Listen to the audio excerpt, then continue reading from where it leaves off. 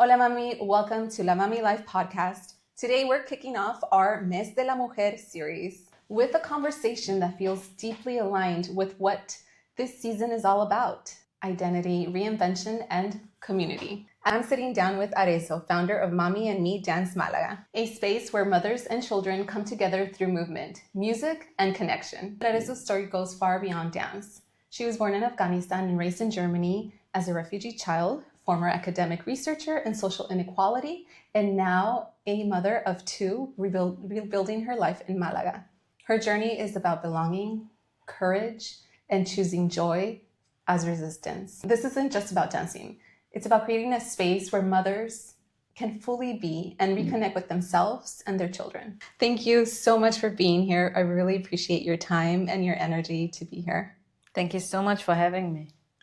So can we start from the beginning? So tell me, you have such a strong background in academic and research and social inequality and education and migration. How did that version of you become or started creating the Mommy Me Dance community here in Malaga? So when I was in Germany, my focus was on migration, racism, gender inequalities, and general societal structures, how they work. So it was very academic and very mind focused, so to say. So I was very good at what I did, and so everything came to me, so to say. I got offers for scholarships, so it was like a no-brainer that I'm going this path. But I always had this feeling inside of me that it's not my path, that it's not something I chose, but it was more like it was open to me, like, because I was good at it. And this is the problem: if you're good at something but you never have chosen it, it's really hard to say to change paths. Exactly, because it's so pretty and perfect. Oh, and it's so easy because literally the scholarships, they were so great. They gave me money for me to do my PhD, you know, and it's like, it's crazy to say no, I don't want this. Right. And it was easy for me to do it because I was really good at it, and so there was little reason for me to say I'm going another direction, especially because I was not really confident in what I really want, because I never asked myself this question. It was more like I'm just doing what needs to be done. And so you were going with the motions and with the flows, and so you were good at it, which means you probably did a lot of positive changes, and it makes sense that you probably weren't ready to take that change. So what happened that clicked and made you change? So it was not one thing, but it was more like a process that happened, and it started when I got pregnant, to be honest. So motherhood is like really, it's something like the shift started then, because at that point when I was pregnant with my first daughter, it was a high-risk pregnancy, so I had to stop working, and I was just laying in bed and being with myself with nothing to do. Your thoughts. Exactly. Being pregnant, which also brings its own fears, insecurities, and also I reflected at that time a lot how my childhood was, something I never did before. Okay. Before I was just living life, and I was like me, myself, and I. But then there was a human inside of me, and I was responsible for its life, and I was responsible for its development and everything. And so I started to think. At that time, I was noticing that each time I wanted to work on my PhD, I was blocked. Oh. I literally fell asleep in front of my laptop because I was just blocked. I couldn't do anything, and it was so frustrating for me because I wanted to move on, but I couldn't. Right. Were you pregnant while you were working on your PhD? Yes. So the pregnancy tiredness. Exactly. Yes. But also, my gynecologist also said, then you need to stop that because it's a high-risk pregnancy, and if you want to continue it, you need to stop the stress that it's causing because of the PhD. Oh, wow. And at that time, I was Googling why blockages come up. And then I heard a TED Talk where this guy said, I love this TED Talk. He said, blockages are always messages. Oh. And then I was going into it. I was like, what do you want to tell me to the blockages? The universe, tell me. Yeah, so why am I feeling like this? And so with this my inner journey started, like going inside, looking what is there, all the pains. I have looked at it before that, because before that I was really like in functioning mode. I was like functioning on a very high level. I was working, I was everything from the outside, everything was fine. But when I started to look inside, there was a lot of pain that was not dealt with. And 5 years now, I've started this inner journey, taking care of the inside world. And to what it led was at some point, I quitted my PhD. Oh, so you didn't, okay. No, I didn't finish it. I see. This was a huge thing. Yeah, I bet. Because it was so hard to give it up, because I had this mentality, I have to finish what I started. But at that point, I was like, I can't do this, realizing all my inner wishes, inner desires, and start doing and keep on moving this. Moving forward with something that within you know that it's not your calling. Exactly. Right? Wow, it takes such a brave and strong person to first of all have that self-awareness to realize it and do the work. That's a lot of work. How did you do the work? Did you like have a therapist, or was it all you, because you are a researcher, so you're mentally inclined to just research everything and figure it out? So how did you go about it? To be honest, I started with therapists. So back then I was in Germany, and it's really hard to find a therapist. Like, especially when you're in a crisis and you're looking for someone. The normal way is you have to wait like for 5 to 6 months until you get an appointment, and then you only have like once a week time, like 45 minutes. And if you don't want to go that way, you have to pay it on your own, which is very, very expensive in Germany. But I still did it. I tried it. I went to a psychologist, but I always had the feeling they don't get me, you know? And do you think, why is it because you're like refugee experience, even though you were a child and technically all you know is Germany and that's you and your identity, but still there's that history, right? Exactly. Like that they don't really connect to, maybe. They don't really understand what is about the struggle. Exactly. Oh, okay. So it was really hard for me, this experience of not having someone who truly understands, who can help me to understand myself, because I was in a crisis at that time. And so I started to research everything on my own. Now you can write a book about it. Exactly. And so I had a lot of, I would say, virtual mentors. I found them, like Dr. Shefali. I don't know if you know her. So I found some of them, and I started to listening to their podcasts, to what they're saying. And I really chose what was calling to me, you know, what felt aligned to what I was feeling inside. And then I was just, so imagine me like being 9 months, 8 months pregnant, walking through the woods in Germany and listening like for hours to this content, absorbing, and then going home and working on it, writing. I have like 10 diaries from that time where I was always like writing everything down, analyzing. That's your manuscript already. Exactly. That's amazing. Yeah. So this was the work I did on my own then, and it really helped me. Wow. So you were pregnant, you went through this process and in your work, and you really did the work.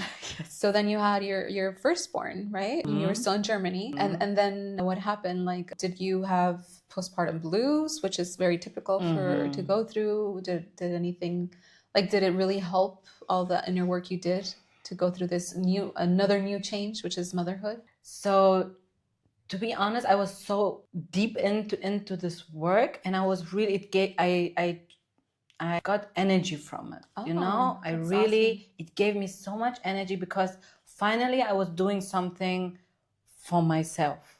This was really the first time, because when I was a child, I helped my mother a lot to go through all the bureaucracies and all the things that were happening in Germany. My mom was alone with me and my 2 younger siblings. So I had a lot of responsibility from a very young age. And so this was my path. Like, I was the one who was taking care of everything else. And this time was like something, I owned it for myself. And I said, okay, I need to take care of myself and of my inner world. And when I got my daughter, it was like really joyful moment. I was really happy. I used that time to be with her, to enjoy her, and at the same time work with my inner child. It helped me literally to become a mother, to take better care of myself and my inner child. Wow, what a full circle. That's amazing. Yeah. So, and that you almost basically by yourself, you went through the motions and leaned into yourself and that inner child. That's a wonderful story. And I feel like it's important to share it so that other moms that maybe feel that way, like, okay, I'm going through the motions, I'm working because I have to, or I went to school because I had to, or like maybe the migrant story where, at least where I'm from in LA, like a lot of us, we were the translators. Yeah. So if they had to do any, we were, we're the lawyers, but you're a little 10-year-old translating and advocating. So that is definitely what you're saying. You end up like growing up too fast. Yeah. And being responsible, the responsible little girl. Like, were you the eldest child or? So I'm the fourth of 6 children. Oh, okay. But my mom and I were alone in Germany because we couldn't afford to flee as a family. Oh. So my father and my 3 elder siblings stayed back in Uzbekistan, and I came with my mom to Germany with my younger siblings. And in that time, I became the oldest. Yeah. By default. So it was like, no, this is actually not my, but I had, right. There was no. And you were a baby. You were 5. Did you say 5? Wow, that's amazing. Oh, you're so strong. Thank you so much for sharing that. Thank you. So you had your baby and you did the inner work and you had the time. I mean, you were so fortunate that you had the time. This is it. That you had the time to pause because you were pregnant and it was a high risk, which is what a blessing. Exactly. It was like the universe forced me and gave me like everything I needed. So just sit and work. And honestly, the fact that you took that and turned it into a positive instead of focusing on the, oh my gosh, it's a high risk pregnancy. Oh my gosh, worrying and making it worse. Yeah. You actually, use that to your advantage. And definitely, I like that, how the universe was talking to you and you listened. Because a lot of the times we just ignore it because it's more comfortable. And comfortable in a sense where like, this isn't right, but you're still doing it. And it's not comfortable, but it is more than it realizing. Is what Yeah. Wow. And then how did you end up in Malaga? So I quitted my PhD, which was this was one of the biggest steps in my whole life. And what a tough decision. It was, because I was in the middle of it. It was not that I was just starting or something. I was in the middle of it, and I already had written some chapters. But what was the focus? Sorry. The focus was educational system in Germany, especially universities and how they reproduce racism and the structures. So this was a thing that these topics, they weighed very heavy on my soul, so to say. I was someone who lived racism in Germany on a daily basis. I saw it in my family. I saw it with my husband. So I felt it myself. So I saw it every day, and then I had worked with it every day. So it was in my mind like 24/7. It was so heavy. It was so heavy. And this was also something I learned from childhood, like taking all these heavy things and then try to find solution for it. Being from Afghanistan, being a woman, it was like from the childhood, I was like, no, it's not fair that the women in Afghanistan live like this. They shouldn't be suppressed. They should be freed, Wow. So I grew up with this inner urge to solve all the world's problems. To fight, to solve the problem. Wow. Exactly. It has its beauty, but it has also its downside, because at some point it weighs very heavy on the soul, and then being like really happy. Yes, because in your brain you're thinking like, how can I be happy when I know that this is going on over here, and you feel that guilt.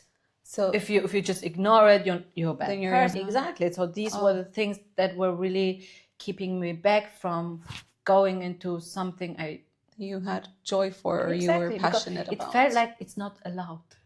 Because there are so many problems that need to be solved. And who's solving them?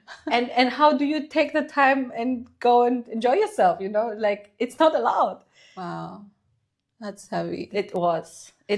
So do you feel like motherhood changed that in a way to help you see the joyfulness of life and bring that outside? Definitely. Because it was at that moment that I asked myself, what do I want to give my girls?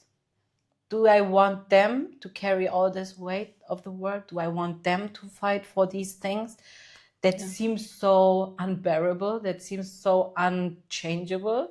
I don't want to say that it's not possible to change, but it must come from a place of hope and of strength, Not and fear. not from a place of where you think you have no other choice than to do this.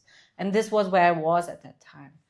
And so I decided at that moment that I have to stop in order to give my girls a chance to be free. If I want, flourish. exactly, because otherwise I will keep them in my issues, And that energy, yeah. Wow, so then after your firstborn, you stopped your PhD. Exactly. And you resigned, basically. But it was not like I got my baby and then I resigned. It took me like 1.5 years. Oh, so you continued doing the research and writing and I tried with a baby, It's like, what can you do with a baby who doesn't sleep? You don't sleep. Exactly. And your brain needs to sleep. Exactly. My brain was like totally, I was breastfeeding and everything. And so as far as I could work, but imagine the stress. I had a baby, I had this inner work going, and I had my PhD going. Ooh. So it was a lot of pressure. And because I had a scholarship for my PhD, I always had to give feedback where I am and how I do it. And so it was a very intense. So like a full-time job and studying and... Yeah, it was a lot.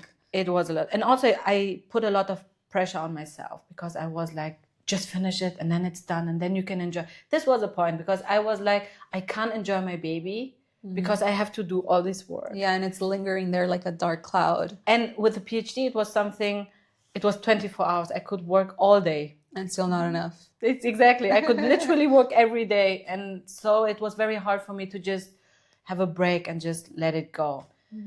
And so it took me a time until I got to the point where I said, okay, I will just quit. Wow, so brave. And so what happened when you said officially, like you're quitting? What happened? Like the first person I told was my husband. And he was like, what? Oh, you can't finish this. He was like, at first he was like, no, let's just finish it and then we will find something else and then you can do whatever you want. And I was so angry at that time at him. I was like, no, how can you not feel and understand it? I would just want to stop it. And then he was like, okay, I will So he was supportive. You. Oh, that's good. And then the next person I had to tell it was my professor. And she was like, she couldn't believe it. Because she was like, she really didn't say anything. She was just looking at me as if I'm going crazy. Because she was like, what's the problem? You're so good. Everyone. So at that time, I gave speeches in front of a lot of people. I was like, on a regular basis, I was called from other universities. They called me to So you were the expert. Exactly. I had a really high expert level. And she was looking at me like, what is going on? You're going to throw it all away. Yeah, why? So she couldn't understand it because she went that path up until the end. She was like on a very high stages. And she was like, the way is free for you. So what is your problem? And she really was asking me like, okay, but if you want to stop, but what do you do then? Like what's and next? This hit really hard because I didn't know. But you just knew you didn't want to continue Exactly. And this was the scariest thing, breaking up, not knowing what comes after that. Yeah. And then when she asked me, I said, I don't know, maybe I'm starting photography or something. Because I love photography. I love these things, but I never gave myself permission to go after it. And she couldn't believe it. She was like, and then she said, maybe it's something with being now a mother and now being overwhelmed. And she was like, I will give you 1 year.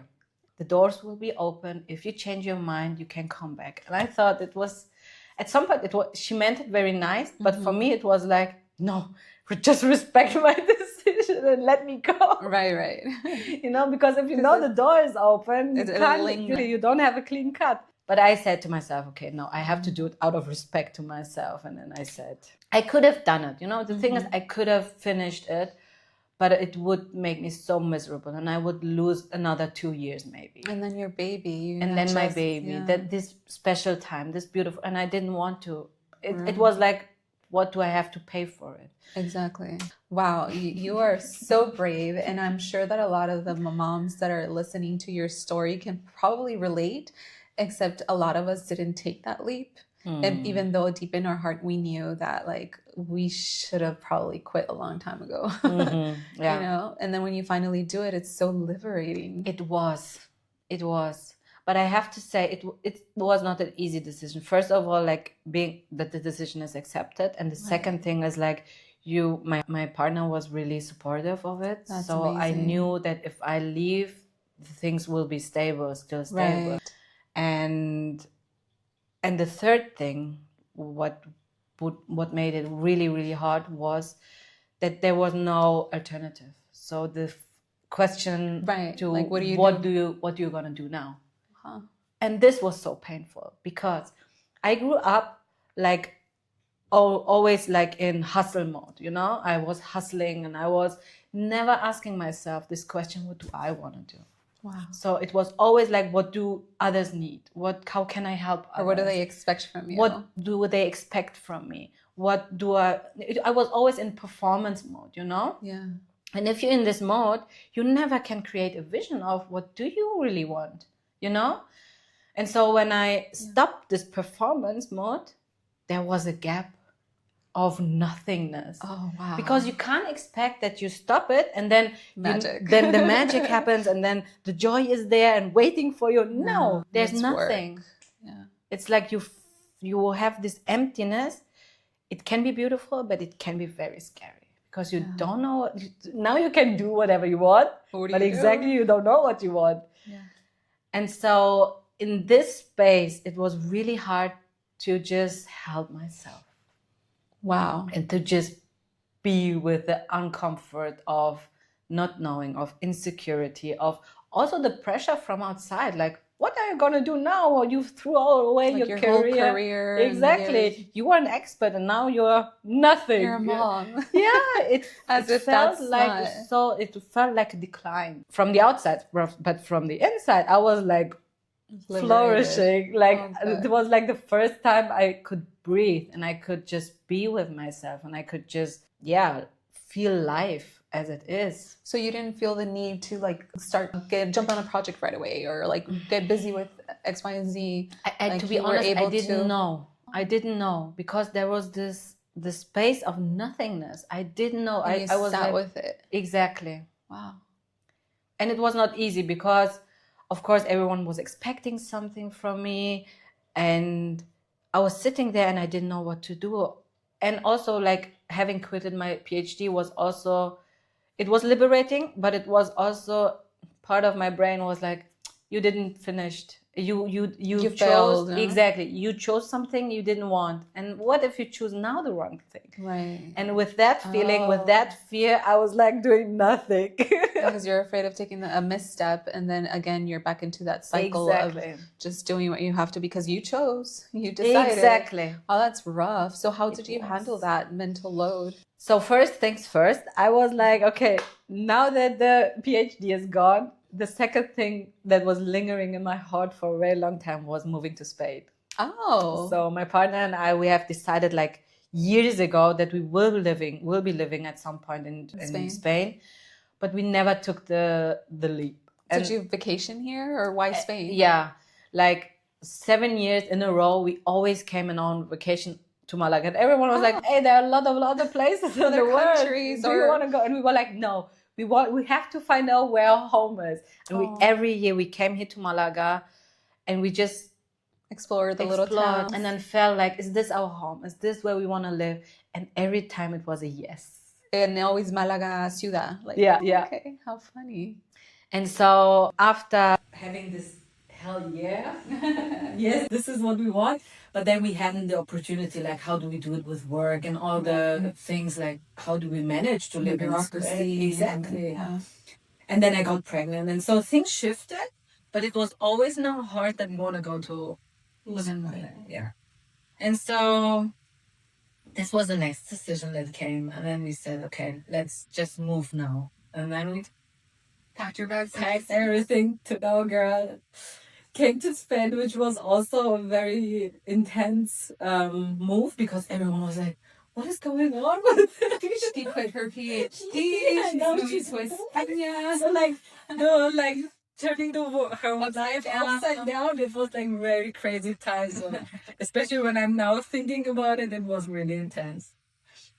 And arriving in Spain, I found out I was pregnant. Oh, And this was like, so. yeah, and this was not planned. Not the doctors told me that it's not possible for me to be pregnant again, and so it was like a miracle baby.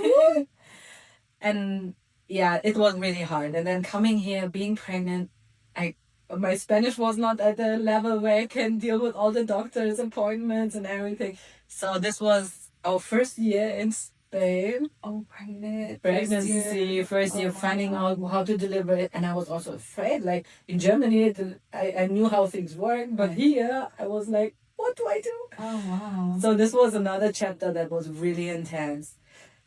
And then last year my baby was born. Congratulations. Second girl. Also like a very beautiful soul. And since then I was like struggling with sleepless nights. Mom brain. All over again. 2 babies. Exactly. 2 babies, complete new stage of life. Because like with one is one thing and with 2 is like a complete new. So this was what I did like last 1.5 years. And right now I'm feeling like I'm finding my feet again. I'm like seeing, okay, where I'm at, where I want to go. And so this is like, now I feel like I'm getting back to yourself and your Exactly. self-discovery. So through the second pregnancy, did you continue to look within and No. or no, you were done with that, you knew that okay, great. And so well, 2 big things happened, right? You moved to a different country. Your language, do you speak Spanish now? Or A little. I'm learning. So how did you build community here in Spain, pregnant, not being able to speak Spanish? Like how, do you have a community and how did that go about? Yes, I would say like also here like the children are the most important part for community, because if you want or not, you have the schools, you have the moms, you connect, you're on the playground, and then so these things, to be honest, I've never paid a lot of attention to it because it came so naturally. Of course, you're looking for kindergartens, and then you're looking for schools, and then you meet this mom, and so things happen naturally somehow. So how did the Mommy and Me Dance Málaga come about?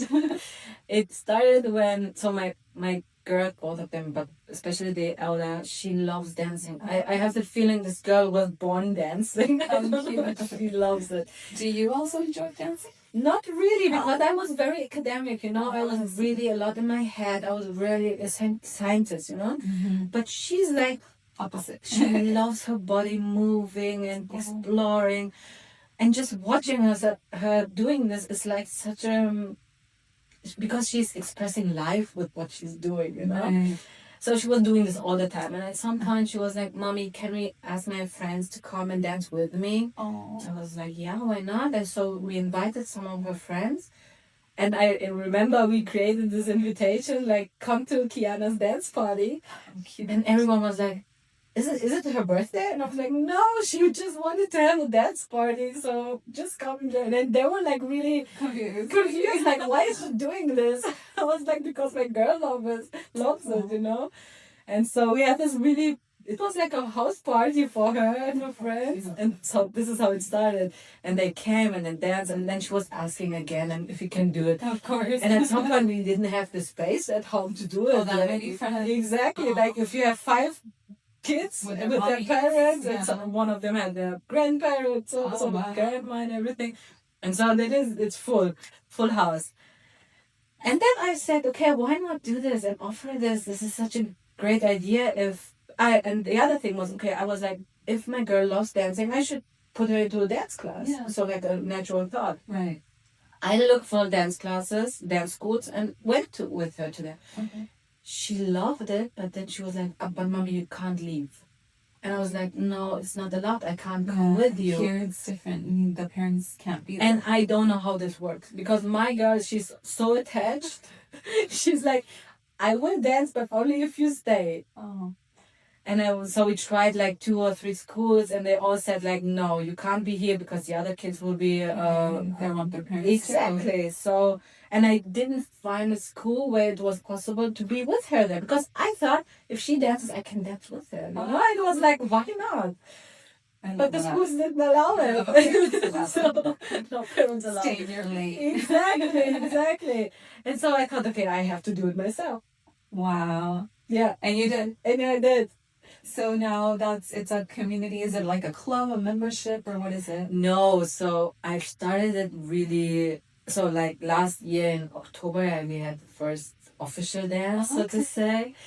So it's a new project, and it's in the process of getting to life or becoming to life. But it really started like, I will do something for my girl so she's happy. I hadn't had the thought that it will become something bigger, and now it's like I can feel that the moms who come there, they're so happy because they have the same thing with their kids. They are very strong bond, and they want to do it with themselves. And I'm like, why not? Why should we give them away so we can sit outside and watch on our phone, look at our phones? You know, like, why can't we spend this time together?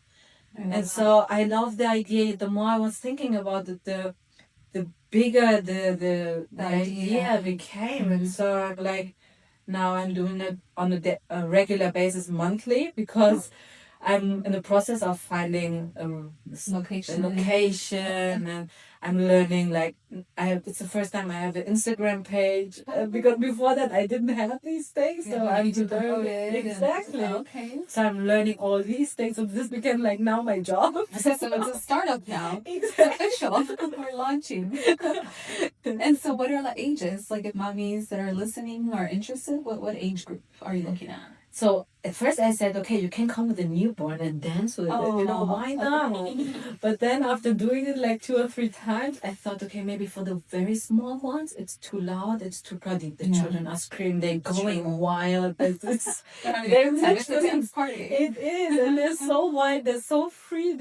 It's so beautiful to see it. I love that. And so I thought, okay, maybe there should be at least one, so they're not that overstimulated. And so maybe one is good.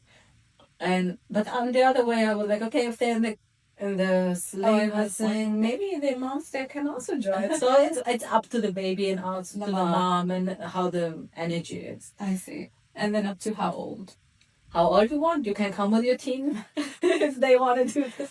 But I think the oldest kid was like 7 or 8. Okay. And they enjoyed it so much. I bet. I tell you, they love it. Dancing is so freeing, especially if you're in an environment where you're not being judged, where you can just feel free to just dance free and like let it all out. Exactly. So in your dance parties, are phones turned off? Or is there a rule? We have very little rules. Okay. So some rules are like, no, we respect the other's space. We ask if the other one wants to dance together. These are things like for the children. But other than that, we don't have any rules. And I think this is very important. So there's no choreography. There's no perfection, like perfect moves or anything. On the contrary, we just move as we want. We move. Everything is fine. You can be silly. You can be pretty, you can be whatever you want, you know, and they really enjoy it. So the thing is that most of kids, they start dancing with their moms, but at some point the moms getting to other moms and just starting having their mom moments. So also the moms connect and the kids connect, and then they will start dancing together, and then they're changing, they're coming to and you feel like how kids, they ease just up, even though they don't know each other, because they're not. So, of course, there are a lot of friends of my girl, but for example, the last party, none of her friends could come because they were all sick. And so all the kids that were there, she didn't know them. But at some point, they just ease up. They don't care. They just play and dance together and dance with their mommies. Wow. So it's so beautiful to see. I love that. That's such a great community you're building. So right now you're doing it monthly and you're finding a location, a more permanent location. So we'll go ahead and follow you at Mommy Me Dance Málaga. Okay. And then do you have a website? Also, exactly. Also Mommy Me Dance, and then... Okay. Mommy Me Dance Málaga. Exactly. Awesome. Well, hopefully we can join you at the next one. Congratulations. You've gone through so much, such a wonderful story. We hope to read it someday in your biography. I love it. And thank you for sharing with us your time and your heart. So we really appreciate it. And you know what? I'm going to go to one of your classes with my 2 kids. We're going to go experience. Yeah, actually, some of my fondest memories are growing up with my mom taking dance classes. She would come and she was one of those moms that would stay and dance with us. So those are actually great memories, and I would love to be able to, do that with my kids. And you're right, here in Spain, that's not a thing. Exactly. So I'm so glad that you're, you're making a change. So that's not available. I'm doing it. I love it. You're fixing stuff again. Exactly. But with a lot of joy. Yeah, joy is so important, and I love that you're bringing joy to families. Thank you. Yeah, well, thank you so much for having me and giving the space for sharing. Thank you. Arezo, thank you so much for sharing your stories, your journey across countries, across identities, and into motherhood again. What you're building is proof that community doesn't just appear, it's cultivated. And sometimes the bravest thing a woman can do is follow joy. And to every mommy listening, remember, you deserve to be in spaces where you feel seen, safe, and fully yourself. Thank you. Yes, yes.